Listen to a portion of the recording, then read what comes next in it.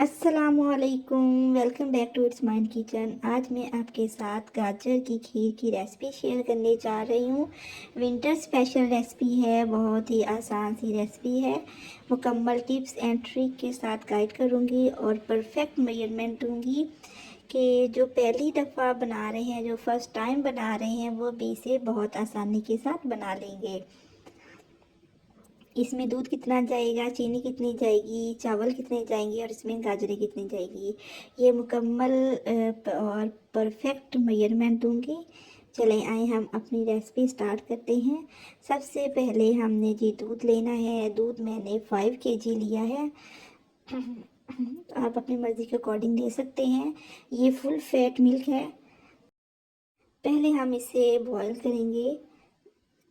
जब तक ये दूध हमारा बॉईल हो रहा है, हम इधर से चावल और जो गाजरें हैं वो ले लेते हैं। ये जो चावल जो मैंने लिए हैं, टोटा चावल लिए हैं। आप जो साबुत भी ले सकते हैं, कोई मसले वाली बात नहीं है।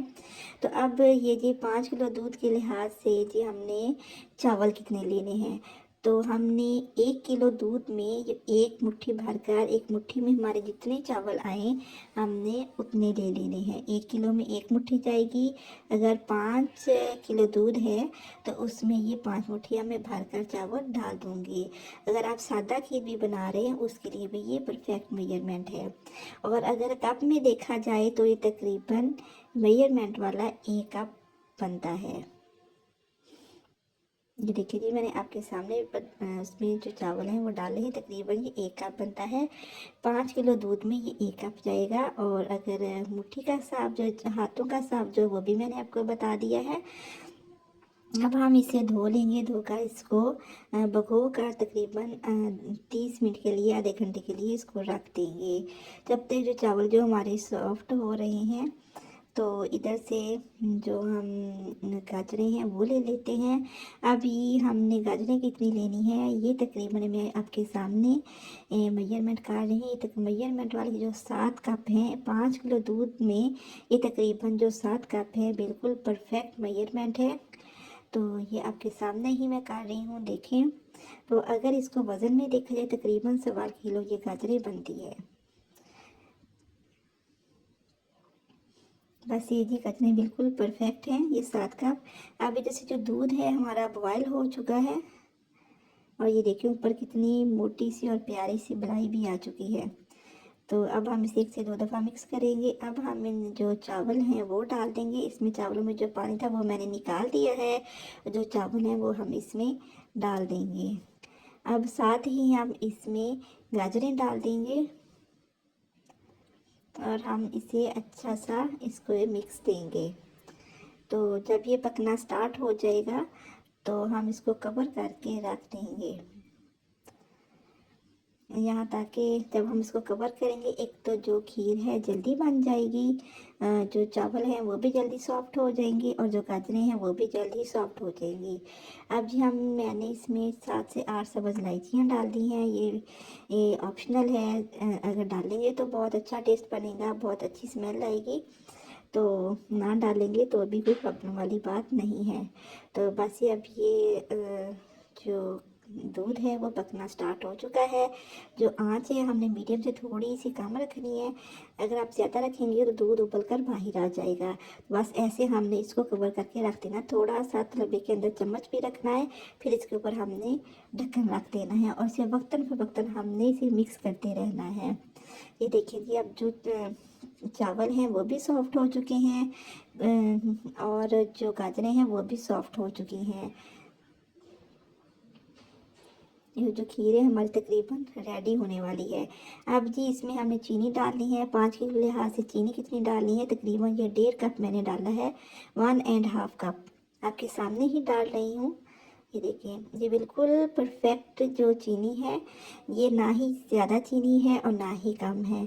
जो लोग ज़्यादा चीनी खाते हैं वो थोड़ी सी ज़्यादा डाल सकते हैं, लेकिन ये बिल्कुल परफेक्ट मेजरमेंट है। इससे ये होगा कि हर चीज़ का टेस्ट आएगा। जब चीनी ज़्यादा हो जाती है तो खीर में से सिर्फ चीनी का ही टेस्ट आता है। तो अगर चीनी नॉर्मल सी होगी तो फिर इसमें गाजरों का भी टेस्ट आएगा, दूध का भी, चावलों का भी, हर चीज़ का टेस्ट आएगा। तो वो बहुत ज़्यादा मज़ेदार और ज़बरदस्त किस्म की کھیر لگتی ہے۔ تو اب یہ دیکھیں جی، اب کھیر کو ہم نے چینی ڈالنے کے بعد تقریباً 12 منٹ کے لیے 10 سے 12 منٹ کے لیے لازمی کوک کرنا ہے۔ یہاں پہ کچھ لوگ غلطی کرتے ہیں کہ چینی ڈالنے کے بعد 3 سے 4 منٹ یا زیادہ سے زیادہ 5 منٹ کوک کرتے ہیں۔ اس سے ایک تو یہ کہ جو پانی ہے وہ چینی کا جو پانی ہے وہ خشک نہیں ہوتا، جو چینی پانی چھوڑتی ہے وہ خشک نہیں ہوتا، تو اس کو ہم نے خشک کرنا ہے۔ اس سے جب ہم پانی اچھی طرح خشک کریں گے، اس کو اچھی طرح کوک کریں گے تو جو کھیر ہے اس کا ٹیسٹ بہت زیادہ بڑھ جائے گا۔ اور دوسری بات یہ کہ اگر ہم اسے فریج میں 2 سے 3 دن کے لیے رکھیں گے تو وہ پانی بھی نہیں چھوڑے گی۔ جو 3 سے 4 منٹ کے لیے کھیر پکائی جاتی ہے چینی ڈالنے کے بعد، وہ پانی بھی فریج میں 2 سے 3 دن کے لیے رکھیں تو وہ پانی چھوڑ دیتی ہے۔ اس لیے ہم نے اسے تقریباً 10 سے 12 منٹ لازمی کوک کرنا ہے۔ بس یہ دیکھیں جی، جو ہماری کھیر ہے وہ ریڈی ہو چکی ہے۔ یہاں پہ جب چینی ڈالنے کے بعد ہم نے اسے احتیاط سے کوک کرنا ہے، آنچ کو ذرا تیز نہیں کرنا، نہیں تو اس کے چھینٹے ہمارے ہاتھوں پہ پڑیں گے جو بہت ہی گرم ہوتے ہیں۔ تو یہ دیکھیں زبردست قسم کی جو کھیر ہے ہماری ریڈی ہو چکی ہے۔ یہ بہت ہی دیکھیں اچھا ٹیکسچر ہے۔ چلیں آئیں اب ہم سرو کرتے ہیں۔ یہ دیکھیں کہ زبردست تھکنیس ہے، نہ ہی زیادہ یہ پتلی ہے اور نہ ہی یہ زیادہ گاڑھی ہے، بہت ہی زبردست جو ہماری کھیر ہے بن کر ریڈی ہو چکی ہے۔ کلر دیکھیں، ٹیکسچر دیکھیں۔ اب ہم اسے گارنش کریں گے۔ میں اس کو بادام اور پستے کے ساتھ گارنش کریں گی۔ اسے میں نے باریک باریک سا پیس لیا تھا اور سائڈوں سے بھی کروں گی میں اور پھر اندر سے بھی کروں گی، سینٹر سے بھی کروں گی۔ آپ اپنی مرضی کے اکارڈنگ جس طرح چاہیں آپ اسے گارنش کر سکتے ہیں۔ اب میں نے سینٹر میں بھی تھوڑے سے ڈال دیے ہیں اور اب کچھ میں اور ثابت بادام لے کر اس کے ساتھ بھی میں اس کو گارنش کروں گی۔ تو یہ دیکھیں جی کتنی پیاری لک آ گئی ہے، کتنا زبردست اس کا ٹیکسچر لگ رہا ہے۔ اگر آپ کو میری ویڈیو ذرا سی بھی اچھی لگی ہو تو اسے لائک کیجیے گا، شیئر کیجیے گا اور میرے چینل کو سبسکرائب کرنا نہ بھولیے گا۔ اگر آپ کو اچھی نہ لگے تو آپ اسے ڈس لائک بھی کر سکتے ہیں۔ دعاؤں میں یاد رکھیے گا، اپنا خیال رکھیے گا۔ Thanks for watching, take care and اللہ حافظ۔